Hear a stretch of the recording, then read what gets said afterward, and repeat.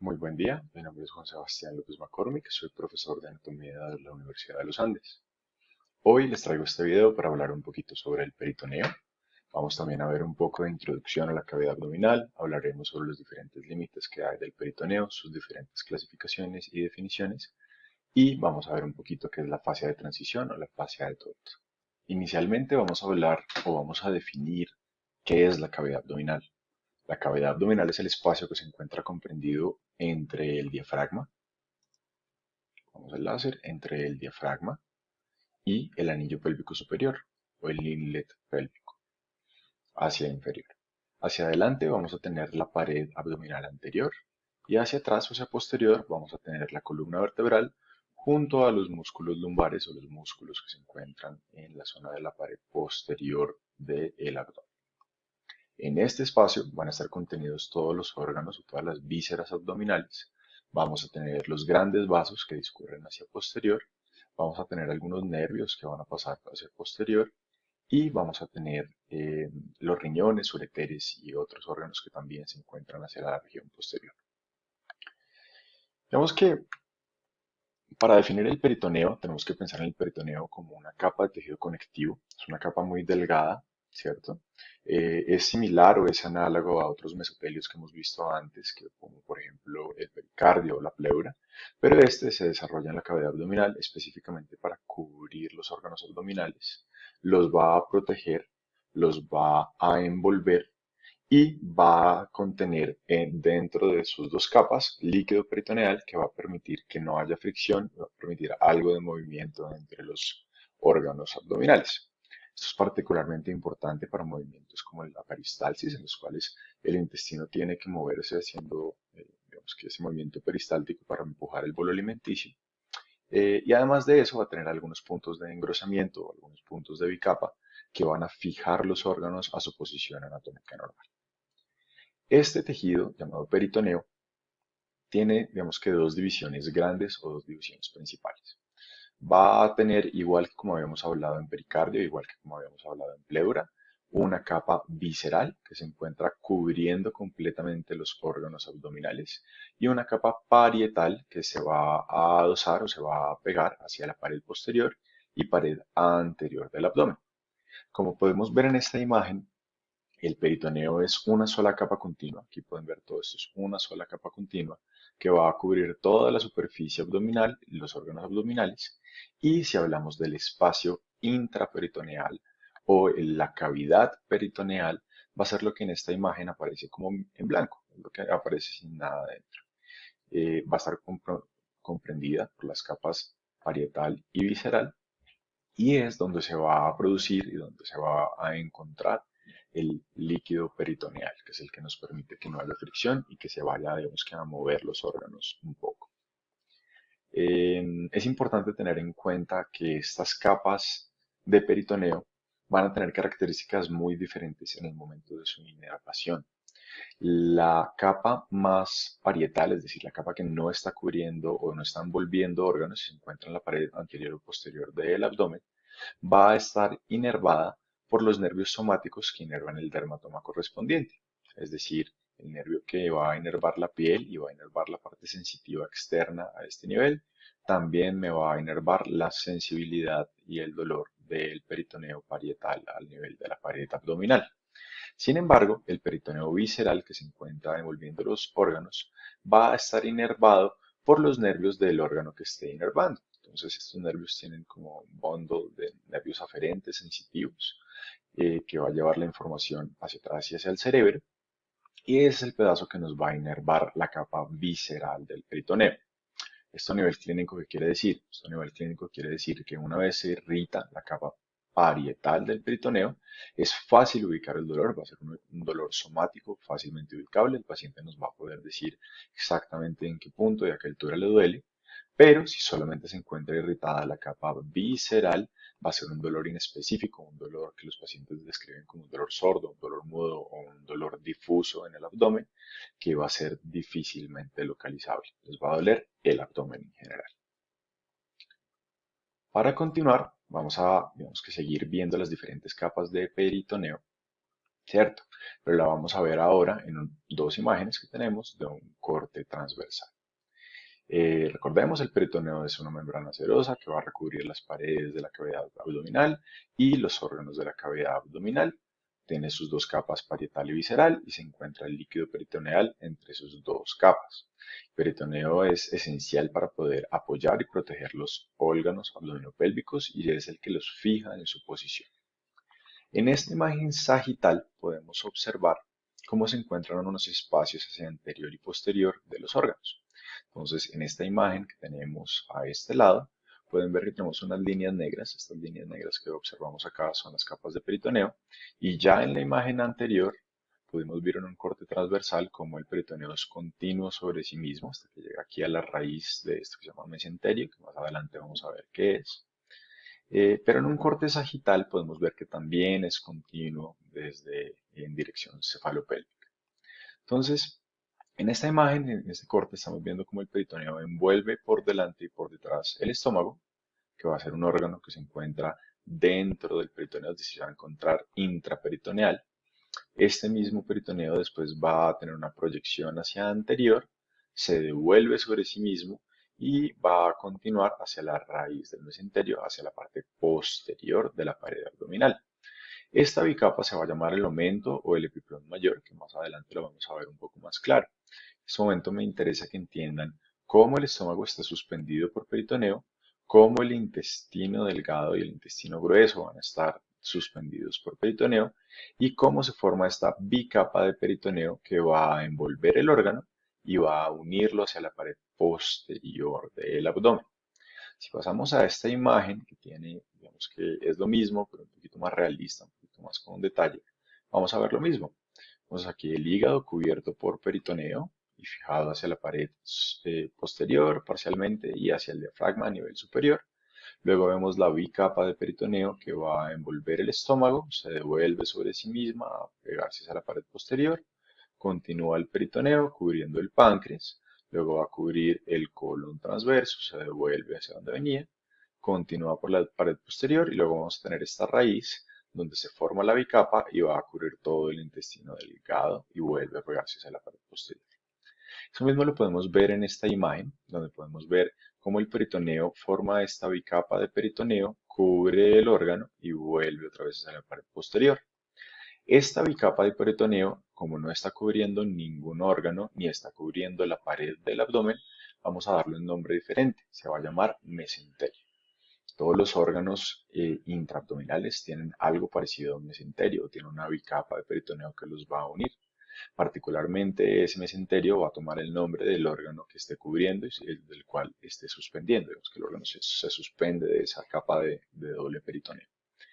Cuando hablamos de mesenterio solamente, decimos solo mesenterio, estamos hablando de la bicapa de peritoneo que va a suspender todo el intestino delgado, tanto yeyuno como ilio.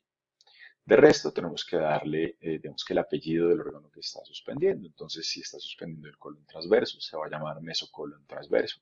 Si está suspendiendo el apéndice, se va a llamar mesoapéndice. Y así con los diferentes órganos que tengan mesenterio. El mesenterio, si ustedes observan, es como una autopista o un camino por el cual los diferentes vasos que vienen de estructuras retroperitoneales como la aorta y la vena cava inferior van a poder mandar sus ramas para ir dentro del mesenterio a irrigar o drenar los órganos intraperitoneales. Entonces, esta imagen se las traigo para que ustedes puedan observar un poco, digamos que la conformación del peritoneo y para introducirlos a un nuevo concepto que son los espacios o los sacos peritoneales. Este peritoneo, ahorita vamos a ver desde el punto de vista embriológico cómo sucede, pero el peritoneo forma, digamos que dos espacios muy característicos y dos espacios muy definidos. Vamos a tener un espacio mucho más grande anterior que se va a llamar el saco mayor y vamos a tener un espacio más pequeño que queda hacia posterior que se va a llamar el saco menor. En la imagen que estamos viendo aquí a su izquierda, si están viendo la presentación de frente, vamos a observar que tenemos una línea roja continua, ¿cierto? Y luego tenemos un espacio que está punteado con puntos rojos. Y aquí hacia atrás tenemos una línea roja continua también, pero un espacio que ya no tiene los punticos rojos, sino que va a tener un espacio como gris, como coloreadito de gris. Entonces, todo lo que observan con punticos rojos es lo que vamos a denominar como el saco mayor. Listo, ya ahorita les muestro con unas imágenes de embriología por qué se diferencian y cómo se forman. Por ahora entendamos que este es el saco mayor. Es el espacio donde se encuentran la gran mayoría de órganos, donde está todo el intestino delgado, donde está casi todo el intestino grueso, donde está el omento mayor, esta bicapa, esto que ven aquí colgando es el omento mayor, y donde está parte del hígado. Hacia posterior vamos a tener este segundo espacio que se llama el saco menor. Se encuentra detrás de este órgano hueco que se encuentra justo debajo del hígado, que va a ser el estómago. Se encuentra superior a este órgano hueco que va transverso y está justo debajo del estómago, que es el colon transverso. Y es un espacio, digamos que está justo adelante del páncreas y justo adelante de los órganos retroperitoneales de la parte superior del abdomen. Otros nombres que puede recibir este saco menor es la transcavidad de los epiplones o la bolsa omental. Ahora, quiero que recuerden o quiero que tengan en cuenta que si tenemos un aumento o tenemos un epiplón mayor, el hecho de que hayamos dicho que hay uno mayor implica que hay uno menor. El epiplón o el aumento mayor es una, digamos que protuberancia, una prolongación, una elongación del peritoneo visceral que está cubriendo el estómago, que se fusiona sobre sí mismo y se une con el peritoneo que venía cubriendo el colon transverso. Si volvemos a esta imagen digamos que es un poco más temprano en el desarrollo embriológico, podemos ver aquí esta capa de peritoneo que encubre el estómago, luego continúa, se dobla sobre sí misma y viene aquí a cubrir el colon transverso. Esta capa se va a, digamos que fusionar y también se va a fusionar con el colon transverso. Y eso nos va a dar origen a esta capa que se llama el aumento mayor. Esta imagen es de referencias para que vean, digamos que un poco más a detalle lo mismo que tenemos a este lado. Entonces vamos a nombrar los espacios. Esta es la bolsa aumental o saco menor. Vamos a nombrar el epiplón mayor, ya se los acabo de mencionar, es esa delantal que se encuentra hacia adelante. Vamos a nombrar el mesenterio, y ustedes tomen 30 segundos y tratan de ubicar el mesenterio por su cuenta. Recuerden, el mesenterio es una bicapa de peritoneo por donde van a ir, es como una autopista por donde van todas las arterias, venas, nervios linfáticos y demás, que va desde la parte posterior del abdomen retroperitoneal hasta los órganos intraperitoneales. Entonces, si, recuerden que si decimos solo mesenterio solito, estamos hablando del intestino delgado, entonces el mesenterio en este caso estaría acá, y es este pedazo que nos va a unir, digamos que el espacio retroperitoneal para poder llevar los vasos hasta el intestino delgado. Ahora vamos a ver un poquito de la embriología, ¿listo? Yo aquí les voy a dejar un link más adelante que pueden entrar y tienen un par de videos que explican esto, digamos que con modelos mucho más grandes, modelos mucho más claros para que les quede un poquito más claro. Es importante que tengan clara la embriología del sistema digestivo para poder entender todo lo que está pasando en este momento y por qué el peritoneo tiene esta conformación tan extraña. Entonces, cuando comenzamos, digamos que en la fase más primitiva del embrión, cuando ya se ha formado la cavidad abdominal, pero todavía no ha iniciado, digamos que el proceso de rotación intestinal, tenemos un pedazo aquí como de tejido conectivo hacia posterior, un pedazo de tejido conectivo hacia anterior, y tenemos todos estos espacios cubiertos por un mesotelio primitivo, todavía no se ha diferenciado. Hacia posterior vamos a tener la aorta primitiva y el sistema venoso primitivo, la vena cava inferior primitiva. Y hacia anterior estamos muy arriba para ver el cordón umbilical, pero también estaría el cordón umbilical. Una vez se forma esta estructura, hacia posterior vamos a tener entonces el mesenterio dorsal y hacia anterior vamos a tener el mesenterio ventral. En todo este proceso que vamos a ver, el mesenterio ventral va a permanecer, pero se va a atrofiar y va a desaparecer en algunos de los órganos que vamos a ver. Entonces, aquí tenemos el tubo digestivo. Recordemos que el tubo digestivo se divide en intestino anterior, medio y posterior, o en foregut, midgut y hindgut. Y dependiendo de cuál de estas porciones estamos hablando, se van a desarrollar diferentes órganos. Pero bueno, es un poquito más de embrión, eso lo repasan más adelante. Una vez se forma esta estructura primitiva, va a iniciar un proceso de rotación. Entonces, aquí de este intestino sale un esbozo, que va a ser el esbozo hepático. En este momento quiero que se imaginen que este corte transversal es como si lo estuviéramos viendo desde abajo, es decir, las piernitas de este feto estarían apuntando hacia su cara y el rostro o la parte más cefálica de este feto estaría hacia el fondo de la pantalla. Entonces, inicia un proceso de rotación en el sentido de las manecillas del reloj. eh, la imagen se ve así, así, en esta dirección. Y lo que va a pasar es que el mesenterio dorsal se va a elongar, mientras que el mesenterio ventral va a comenzar a cortarse. Eso va a hacer que el esbozo hepático, en este caso, este es el esbozo esplénico, es decir, esto sale del intestino para formar el hígado, estos son células que migraron al mesenterio dorsal para formar el vaso, va a comenzar a doblarse en esta dirección. Al doblarse en la dirección de las manecillas del reloj, va a generar un punto donde se va a unir parte del intestino con el hígado.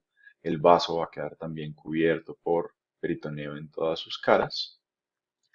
Y más adelante, lo que va a pasar es que ese espacio que está a un lado, lo que antes era el saco izquierdo, va a agrandarse y se va a convertir en el saco mayor.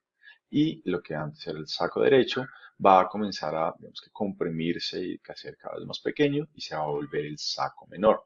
De ahí salen los dos espacios que estábamos hablando. Este saco menor va a quedar hacia posterior, mientras que el saco mayor va a quedar hacia anterior. El esbozo del hígado va a crecer significativamente, obliterando gran parte del espacio del saco menor, y el esbozo esplénico también va a comenzar a crecer y va a obliterar parte de lo que es el saco menor. Los remanentes embriológicos en el adulto del mesenterio ventral van a ser el ligamento falciforme del hígado, mientras que los digamos que remanentes de ese mesenterio dorsal van a ser ligamentos o digamos que protrusiones de peritoneo que se engruesan, pero que no llevan digamos que mayor estructura, que se van a llamar como los órganos que conectan. Entonces, si está conectando el hígado con el estómago, se va a llamar hepatogástrico. Si está conectando el hígado con un poquito más abajo con el duodeno, se va a llamar hepatoduodenal. Si conecta el estómago con el vaso, se va a llamar gastroesplénico. Y la parte posterior del vaso va a haber un ligamento que se va a llamar el ligamento espleno-renal. Volvemos a la imagen que teníamos antes, con lo que ya habíamos visto, con lo que acabamos de ver del desarrollo embriológico. Podemos ver entonces cómo este espacio que queda hacia atrás venía en realidad de lo que era el saco derecho, y al sufrir el proceso de rotación, el estómago crece, el estómago también rota, comienza a crecer y oblitera este espacio y hace que este saco menor quede hacia posterior. Aquí podemos ver también ese saco menor, como queda hacia posterior, como el saco mayor que estaba a la izquierda, ahora queda hacia anterior. Aquí volvemos a nombrar las estructuras, pasamos. Esta imagen se las traigo porque es un poquito más, digamos que emblemática, es un poquito más clara en cuanto a los conceptos que estamos hablando en este momento. Entonces tiene diferentes colores para diferentes partes del peritoneo y nos va a ayudar a entender un poco qué es lo que está pasando. Entonces, el hígado a medida que crece embriológicamente va a quedar con un pedacito que no está cubierto por peritoneo, que se va a llamar la cara desnuda del hígado. Esa cara desnuda del hígado está adosada al límite superior del abdomen, que es el diafragma. Hacia anterior de esa cara desnuda vamos a tener entonces el peritoneo parietal que está en el saco mayor. Luego vamos a tener aquí una bicapa de peritoneo. Recuerden que dijimos que esta bicapa de peritoneo se va a llamar mesenterio. Luego peritoneo visceral cubriendo el órgano mesenterio. Peritoneo parietal cubriendo los órganos retroabdominales o retroperitoneales. Luego otro mesenterio que va a venir al colon transverso. Acuérdense que ahora ya no se llama mesenterio, sino se llama mesoórgano. Entonces, como es el colon, pues se va a llamar mesocolon transverso. Luego continuamos con esta capa que está en el saco mayor, continuamos con la capa que está en el saco mayor. Llegamos a un punto que vamos a ver ahorita más adelante, que se llama el foramen epiploico o hiato de Winslow, que ya lo vamos a ver ahorita. Y en este punto comunicamos el saco mayor, todo este espacio donde está la gran mayoría de órganos abdominales, con el saco menor, que es este espacio retrogástrico atrás del estómago, que va a cubrir parte de la cara posterior del hígado, parte de la pared abdominal posterior, hacia la parte un poquito más superior, y se va a continuar con el aumento mayor. En el adulto, este espacio que aparece aquí en blanco está fusionado y el aumento menor se acaba acá, que hay como un doblez de peritoneo que se fusiona, hace que este aumento mayor o epiplón mayor se vuelva como un delantal graso lleno de ganglios linfáticos, llenos de grasa periabdominal, que se va a encargar de aislar y separar los órganos abdominales, va a ayudar a tener un control, como un escudo ante los órganos abdominales. Y hay algunas teorías que dicen que va a ayudar, digamos, que a pegarse si hay algún tipo de perforación visceral para poder sellar ese hueco con la grasa y con los tejidos linfáticos que están en el momento mayor.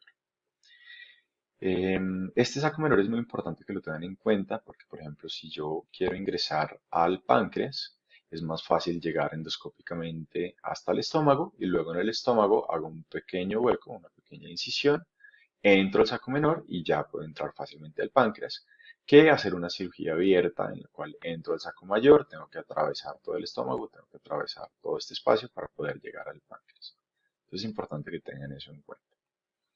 Aquí quiero que vayamos introduciendo un par de conceptos o vamos a comenzar a introducir un par de ideas.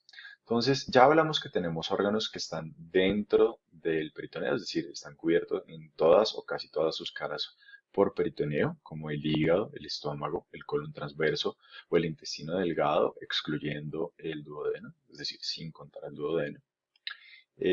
Pero también quiero que vean que hay algunos órganos que se encuentran hacia la parte de atrás, que se encuentran posteriores a esta capa de peritoneo. Entonces, estos órganos que están cubiertos en casi todas sus caras por peritoneo, no importa si es peritoneo del saco mayor o del saco menor, es peritoneo, se van a llamar órganos intraperitoneales. Estos órganos que están por detrás, por ahora los vamos a llamar órganos retroperitoneales. Entonces, estómago, hígado, colon transverso e intestino delgado van a ser intraperitoneales. Órganos como el páncreas o el duodeno van a ser retroperitoneales. Estructuras anatómicas como la aorta van a ser retroperitoneales. Pero aquí aparece un nuevo concepto y es el hecho de que tenemos órganos que no están atrás, sino que se encuentran en la cavidad pélvica. Son órganos que están debajo del peritoneo. Bueno, estos órganos vamos a llamarlos como órganos subperitoneales. ¿Listo? Entonces, recordemos un par de conceptos. Tenemos el concepto de mesenterio, ¿cierto? Que es una bicapa de peritoneo que nos lleva ganglios linfáticos, arterias y venas desde el retroperitoneo hasta órganos intraperitoneales. Tenemos entonces el saco menor, que es esta conformación detrás del estómago, es un espacio detrás del estómago. El saco mayor, que es el resto de la cavidad abdominal hasta el fondo. Este es punto de acá, que es el punto más bajo, que si esto dijimos que era un saco mayor, esto vamos a decir que es entonces el fondo de saco. Quiero que en su cabeza piensen si esto es un hombre o una mujer. No tiene útero, entonces es un hombre, por lo menos a nivel biológico. Y en este punto esto se va a llamar el fondo de saco y ya, o el fondo de saco recto vesical. ¿Listo? Recordemos que hay puntos de, digamos que de inflexión del peritoneo, donde se vuelve un poco más grueso y va a conectar algunos órganos. Y esos puntos o esos espacios, o bueno, en realidad no son espacios, esas estructuras de peritoneo grueso que conecta los órganos, se van a llamar ligamentos peritoneales. Algunos ejemplos de estos ligamentos peritoneales, se los recuerdo, son el ligamento hepatogástrico, si une el hígado con el estómago. Puede ser el hepato duodenal, si une el hígado con la porción más superior del duodeno. Aquí no la estamos viendo, estaría un poquito más lateral. El ligamento gastrofrénico, por ejemplo, que es un ligamento que va a unir el estómago con parte del diafragma aquí hacia atrás. El ligamento esplenorrenal, que nos va a unir parte del vaso, que también está más lateral, en esta imagen no lo vemos, con los riñones, que también están más laterales, que no los vemos. Y el ligamento gastrocólico, que sería el punto en el cual estas capas de peritoneo se fusionan y me va a unir entonces el estómago con el colon transverso. Esta imagen se las traigo, digamos que para que tengan un poquito más claro lo que estamos hablando, pero en una imagen más tridimensional. Es una imagen de ambos que me pareció muy apropiada para el tema. Entonces, estas flechas que ustedes ven les están indicando el espacio. Recordemos que aunque aquí lo estamos viendo como un espacio grande y en todas las imágenes que llevamos hasta el momento estamos viendo ese espacio peritoneal como un espacio absolutamente gigante, incluyendo en esta imagen, todo este espacio en la vida real no existe, es decir, este espacio está completamente obliterado. Esta capa de peritoneo está en íntimo contacto con esta capa, está en íntimo contacto con esta capa, y lo único que separa estas dos capas de peritoneo, parietal y visceral, va a ser el líquido peritoneal. El único momento en el cual vamos a ver este espacio así de grande es si hacemos una cirugía laparoscópica, ingresamos a este espacio con una cánula e inyectamos CO2 para poder, digamos que, volver ese espacio virtual a un espacio real y poder operar dentro de la cavidad abdominal. De resto, esto está, digamos que, colapsado y lo único que vamos a ver ahí es líquido peritoneal. Vamos a pasar a esta imagen. Entonces, en esta imagen podemos ver un poquito más real cómo sería la situación. Este es el corte que estamos haciendo, este es el punto de referencia para que vean el corte transversal que estamos haciendo. Entonces, si cortamos acá y lo vemos desde abajo, vamos a ver entonces, esto sería derecha, esto sería izquierda. Estamos viendo aquí la masa del hígado, el hígado completamente cubierto por su peritoneo visceral, si lo ven, cubierto por su peritoneo visceral, y ese peritoneo se refleja sobre esta bicapa. Ya hablamos en imágenes anteriores sobre el aumento mayor, ¿cierto? Pero tenemos que mencionar que hay un aumento menor. El aumento menor es esta bicapa de peritoneo, ¿cierto? Que va a estar conformado hacia un lado por el peritoneo del saco mayor y hacia el otro lado por el peritoneo del saco menor. Y es como una tela o es un espacio que nos separa los dos sacos. Quiero que entiendan o quiero que se graben en este momento en su cabeza que este aumento menor es el ligamento hepatogástrico y el ligamento hepatoduodenal fusionados. ¿Listo? Esos dos ligamentos. Cuando estemos en disección lo van a ver un poquito más claro. Aquí podemos ver lo mismo, entonces aquí podemos ver el estómago, ¿cierto? Vamos a ver entonces esto, que es todo esto en conjunto sería el ligamento o el aumento menor. Tenemos aquí parte de lo que sería el ligamento hepatoduodenal, es decir, la porción de peritoneo grueso que va a unir el hígado con el duodeno. Y tenemos aquí la porción de peritoneo grueso que va a unir el hígado con el estómago, es decir, sería el ligamento hepatogástrico. Y ambos en conjunto serían el aumento menor. Aquí hacia adelante, todo este espacio que tenemos anterior sería el saco mayor. Hasta este punto incluso sigue siendo saco mayor. Esto es un receso que se llama el receso hepatorrenal o el receso de Morrison, donde se fusiona el peritoneo y no podemos continuar. El único punto donde podemos entrar es por acá adelante, que ya ahorita lo vamos a ver, ¿cierto? Que es el hiato de Winslow. Ya ahorita vemos los límites del hiato de Winslow. Si pasamos por ese hiato de Winslow, entramos a este espacio detrás del estómago que se llama el saco menor. En este punto también está fusionado, ¿cierto? Tenemos entonces el ligamento gastroesplénico que nos va a sellar este espacio, que hacia adelante, y hacia atrás tenemos el ligamento espleno-renal que también nos va a sellar ese espacio. Entonces, todo esto es saco menor, acceso fácil al páncreas, a los vasos retroperitoneales. El resto del espacio sería el saco mayor. Aquí lo pueden ver, la cavidad peritoneal, que sería el saco mayor. Y aquí vemos la cavidad del saco menor detrás del estómago. Entonces, en esta imagen vamos a ver un poquito, digamos que algunas estructuras que nos van a definir estos espacios. Entonces, en el número 1 tenemos el hígado, en el número 2 tenemos el estómago, número 3 tenemos riñones y número 4 tenemos el vaso, lo mismo que acabamos de ver ahorita.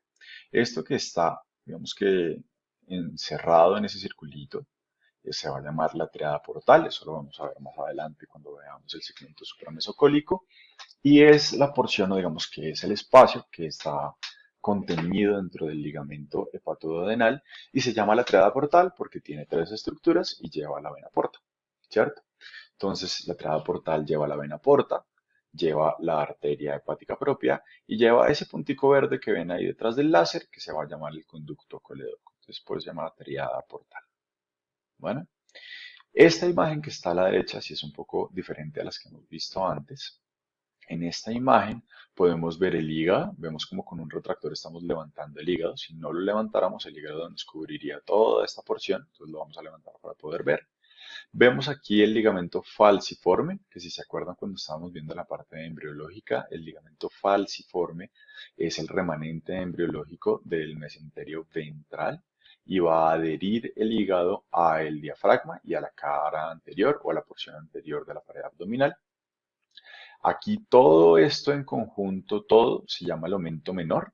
Si vemos solamente este pedazo delgado que está uniendo el hígado con el estómago, se va a llamar el ligamento hepatogástrico. Y si vemos solamente este pedacito, que es mucho más grueso, y si ven que se delimita y se diferencia un poco, se va a llamar el ligamento hepatoduodenal, porque esto es el estómago, esto es el duodeno, entonces aquí es hepatoduodenal, aquí es hepato gástrico.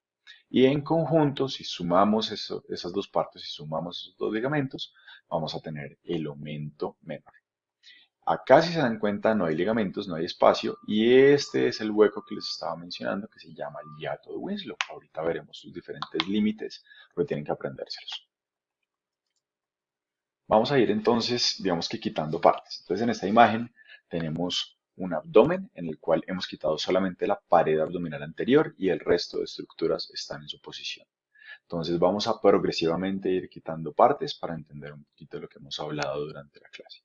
Entonces, aquí tenemos el hígado con su ligamento falciforme, tenemos entonces el estómago con su aumento menor y de la curvatura mayor del estómago está saliendo este delantal que se llama el aumento mayor. Si ustedes han puesto atención, se darán cuenta que en ese momento no estamos viendo el peritoneo parietal porque al retirar la pared abdominal anterior también cortamos aquí el peritoneo, todo esto es el borde del peritoneo que cortamos y no lo estamos viendo. Ahora, ¿qué vamos a hacer? Vamos a cortar el hígado para poder ver un poquito más hacia atrás. Vamos a quitar este aumento mayor y vamos a saltar esta imagen. Entonces, si quitamos el aumento mayor, vamos a ver entonces el estómago con el ligamento hepatocólico, perdón, gastrocólico.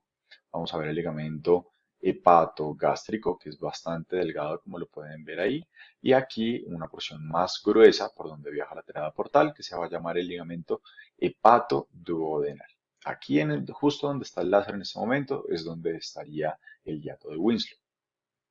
Hacia inferior vemos entonces el colon, ¿cierto? Colon ascendente, mesocolon o colon transverso y colon descendente aquí un poquito más atrás y un poquito más posterior a eso vamos a ver todo el intestino delgado. Seguimos a la siguiente imagen, vamos a retirar más estructuras. Ahora retiramos el estómago y acuérdense que detrás del estómago vamos a tener el saco menor.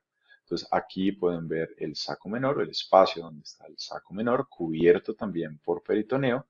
Y detrás de ese peritoneo pueden ver una parte del páncreas. Podemos ver el duodeno, que el duodeno tiene una característica muy particular. Es que si ustedes ven el duodeno viene acá, viene acá, viene acá y desaparece. Porque el duodeno es intraperitoneal y luego su primera y segunda porción son parcialmente intraperitoneales y la tercera y cuarta porción son retroperitoneales. Se van para atrás. Entonces, este huequito que está acá, quiero que piensen qué sería. Échenle cabeza, ¿qué es este hueco? ¿Qué órgano es? Si necesitan más tiempo, le ponen pausa. Este órgano que está acá sería el duodeno. Entonces, aquí quitamos todo el estómago.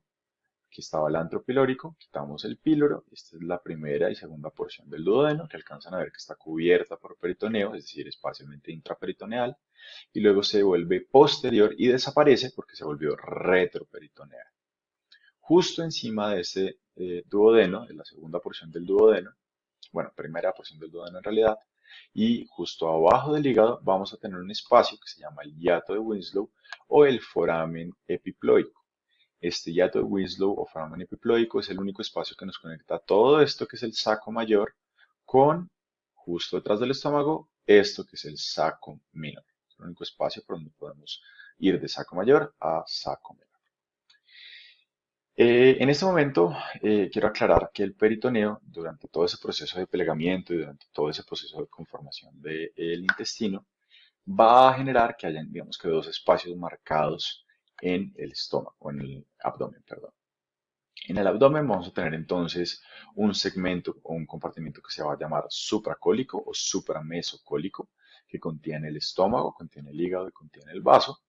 Y vamos a tener luego un segmento que se llama infracólico o inframesocólico, que va a contener es todo lo que quede posterior e inferior al mesocolon. Entonces va a contener todo el colon, duodeno, todo el intestino delgado y los órganos retroperitoneales en general. Aquí hay una vaina que se llaman los recesos paracólicos o las goteras paracólicas, que es simplemente un punto donde el peritoneo se refleja sobre sí mismo y luego cubre el colon ascendente y colon descendente, pero eso lo vamos a ver en una imagen más adelante que es un poquito más claro. Aquí les cambio entonces para que vean el hiato de Winslow. Vamos a ver entonces los límites del hiato de Winslow. Se los traje como, digamos que como un texto, como una guía para que puedan anotarlo y digamos que se los aprendan un poquito más fácil. Pero si ustedes están ubicados en el abdomen, se lo pueden imaginar y es un poquito más fácil de entender. Entonces, el hiato de Winslow es esta comunicación, el foramen epiploico es la comunicación entre el saco mayor y el saco menor. El límite superior va a ser el hígado, específicamente el proceso caudado o lóbulo caudado del hígado. Cuando veamos los órganos del segmento supramesocólico, vamos a ver los diferentes segmentos, pero si ustedes me creen justo atrás de esto, hay un pedacito cuadrado que se llama el segmento proceso caudado. Cauda, recordemos que quiere decir hacia atrás, es decir, es el proceso que queda hacia atrás del hígado. Aquí hacia adelante, esto que están viendo, nosotros ya lo hemos discutido hace un par de minutos. Tenemos aquí una vaina verde, o una estructura verde que se llama el coledoco. Tenemos una arteria que viene hacia el hígado, que se llama arteria hepática propia. Tenemos una vena muy grande, que es la vena porta, que viene recogiendo sangre de todos los órganos del tracto digestivo. Y cuando juntamos estas tres estructuras, se llama la triada portal. Y esa triada portal está contenida dentro de este ligamento bastante grueso que nos va a conectar el hígado con el duodeno, que se llama el ligamento hepato-duodenal. Entonces, si volvemos a los límites, hacia superior tenemos el proceso caudado del hígado. Hacia posterior vamos a tener la vena cava. Vamos a ver por aquí en esta imagen, de pronto lo ven. Entonces, ¿se acuerdan que les dije que por aquí era la entrada? Entonces, esta es la triada portal, este es el hígado y esta es la vena cava. Entonces, hacia adelante tenemos triada portal, hacia posterior vamos a tener la vena cava y hacia anterior, pues la triada portal que les había mencionado. Entonces, límite superior, proceso caudado del hígado, límite posterior, vena cava inferior, límite inferior, el bulbo duodenal, o la primera, entre la primera y la segunda porción del duodeno, y límite anterior, la triada portal, y eso nos genera todos los límites que nos van a formar el hiato de Winslow. Recuerden que la triada portal está contenida dentro del ligamento hepatoduodenal. Eso quiere decir que si como opción aparece límite anterior del hiato de Winslow, el ligamento hepatoduodenal es correcto, está bien. Vamos a hablar ahora un poquito de los ligamentos y mesos por planos. Vamos a ver la imagen que teníamos antes en la cual estábamos quitando capas y vamos a continuar quitándole capas. Entonces, ya habíamos quitado el estómago, entonces ahora vamos a quitar parte del vaso y al quitar el vaso comienza a aparecer un nuevo concepto que se llama la raíz del ligamento gastrolineal. En este caso, esta es la raíz de lo que nos va a sostener el vaso. Hacia abajo vemos el pedazo de bicapa de peritoneo que viene desde la parte posterior y va a suspender el colon transverso. Eso recuerden, dijimos que se llama meso y como es del colon se va a llamar mesocolon transverso.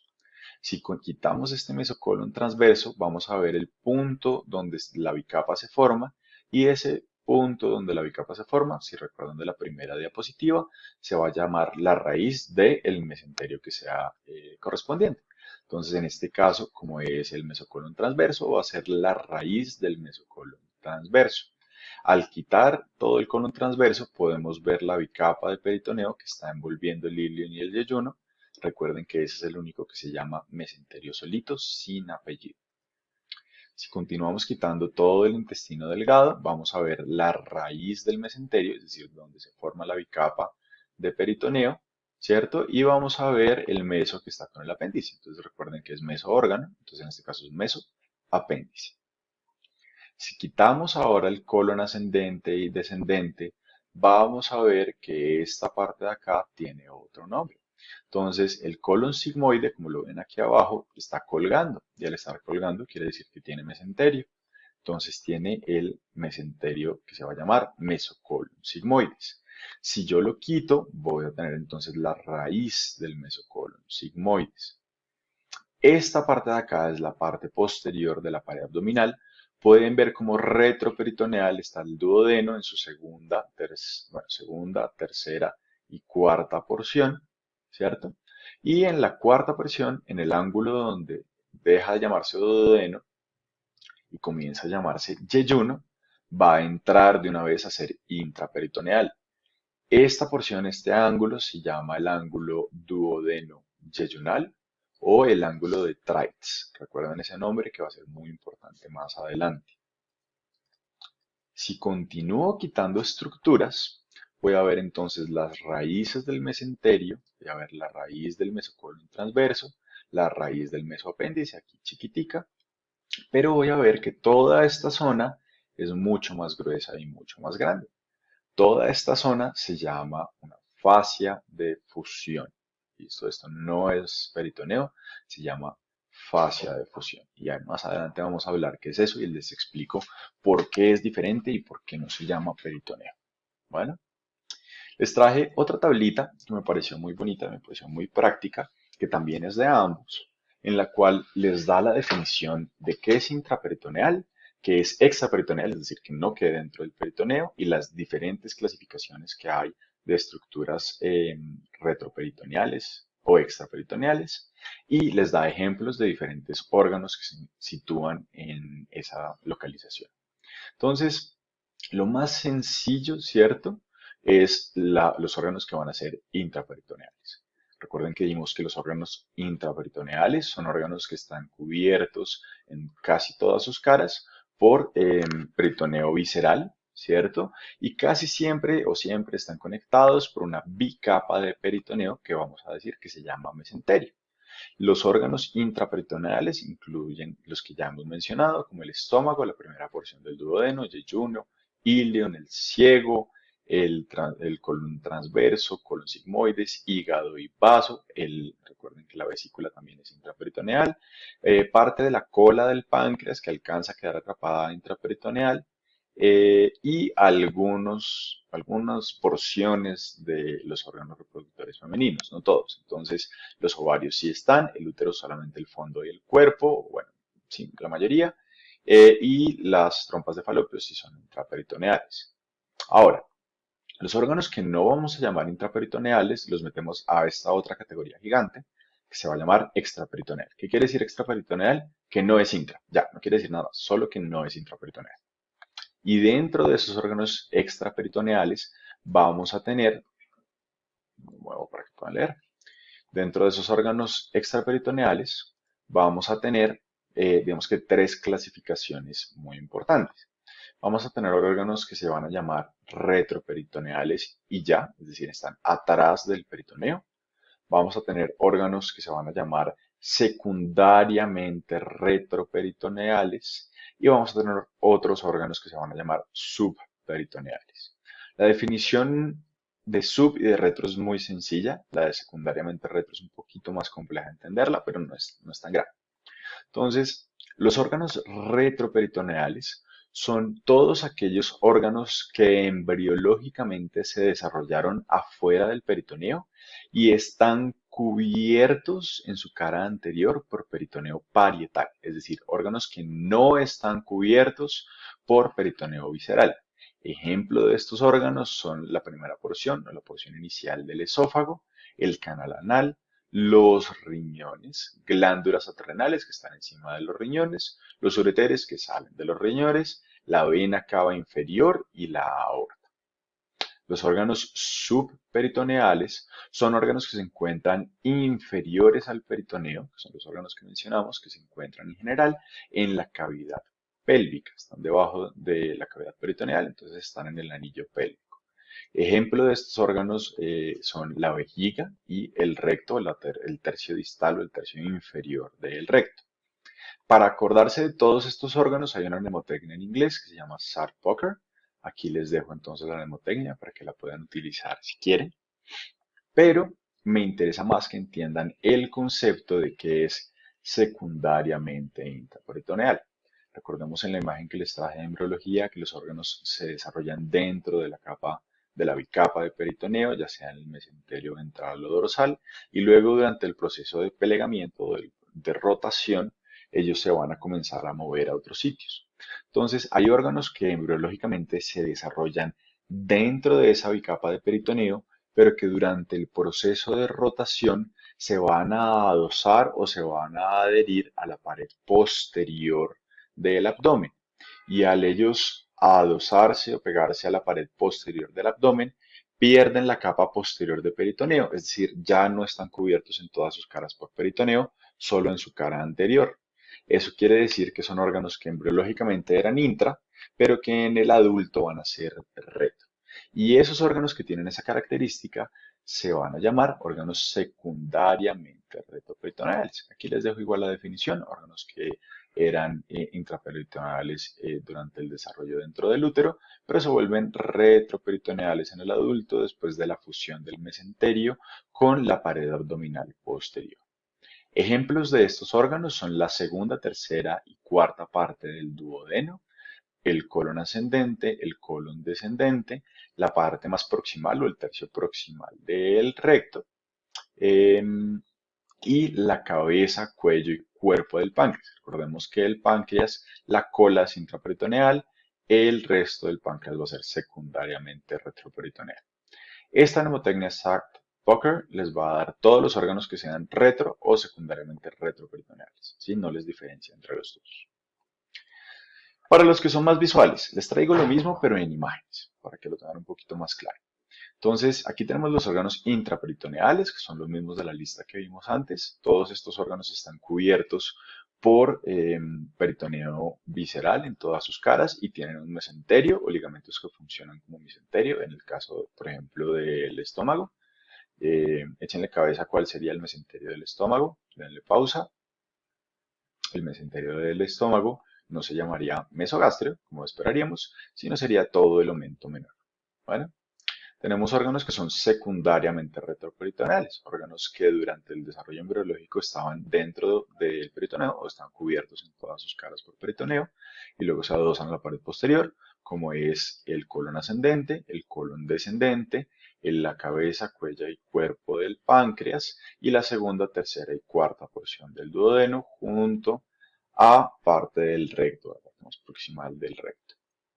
Hacia la parte completamente retroperitoneal o primariamente retroperitoneal, tenemos dos órganos que nunca se desarrollaron dentro del peritoneo y que siempre estuvieron detrás, como los riñones y todo lo que tenga que ver con los riñones, grandes vasos, arterias y venas renales, ureteres, glándulas adrenales y demás. Y luego tenemos los órganos de abdomen que se encuentran abajo del peritoneo, que van a ser esencialmente la vejiga y la parte distal del. Vamos a hablar de una vaina o de un concepto que es un poquito más complejo, que se llama la fascia de fusión, y ya con esto acabamos la clase de hoy. Entonces, la fascia de fusión, quiero que la entiendan como un peritoneo atrofiado. Bueno, entonces, embriológicamente, nosotros aquí vamos a obviar el mesenterio ventral. No olvídense que existe, porque ya en este momento desapareció. Pero entonces tenemos, por ejemplo, el tubo digestivo primitivo. Estamos en este momento en hindgut, es decir, en intestino posterior. Y este intestino posterior se va a diferenciar en el colon. Durante el proceso embriológico, esto es una línea recta. Esto es el mesenterio dorsal. A través de este mesenterio dorsal vienen las arterias que están viniendo de la aorta, están saliendo las venas que van a la cava inferior, vienen todos los ganglios linfáticos, todo el plejo nervioso que está llegando hacia el colon. Y cuando se da la rotación intestinal, esta, esta porción del colon, que va a ser la porción ascendente, va a doblarse hacia la pared posterior del abdomen y al juntarse con la pared posterior del abdomen, esta capa de peritoneo visceral y esta capa de peritoneo parietal se van a juntar. ¿Sí? ¿Qué pasa? Recuerden que el peritoneo es un mesotelio que tiene células serosas. Si esas células serosas, ¿cierto?, están funcionando normal, cuando ellas se juntan van a producir líquido peritoneal y ese líquido peritoneal va a hacer que se mueva todo. Pero el colon tiene que adherirse a la pared posterior.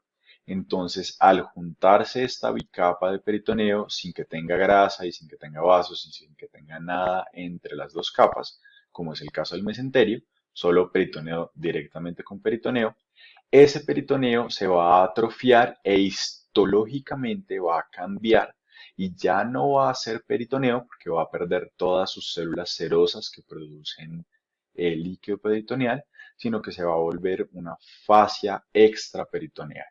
Entonces, si este es como comienza, aquí es como se está dando el proceso y lo que vamos a ver al final es una capa de peritoneo visceral, que es esta que venía acá, si la ven, capa de peritoneo visceral, que sigue siendo visceral, que no se pegó con nadie, capa de peritoneo visceral, porque no se pegó con nadie. Luego vamos a tener la fusión entre la capa visceral y la capa parietal, y esto es lo que nos va a dar este espacio que era el que les mencionaba al principio de la clase, que se llama gotera parietocólica, es donde aquí puede acumularse el líquido si hay una perforación intestinal, por ejemplo. Y luego vamos a tener todo este espacio, toda esta fascia, que va a ser la fusión entre lo que primitivamente era eh, peritoneo visceral y peritoneo parietal. A este espacio, particularmente para el colon ascendente o colon derecho, vamos a decir que se llama la fascia de fusión de Tolt. Bueno, posterior a esa fascia de fusión, vamos a tener los vasos gonadales subiendo, bajando hacia la aorta o la cava. Vamos a tener el ureter derecho. ¿Sí? ¿Por qué es esto importante? Porque si yo quiero acceder al retroperitoneo, recuerden que aquí dentro de lo que antes era mesenterio, lo que era el mesocolon derecho primitivamente, llegan todas las arterias, vasos linfáticos y nervios que están viniendo del colon. Entonces, si yo quiero acceder al retroperitoneo y yo voy a cortar y corto por aquí encima, ¿cierto?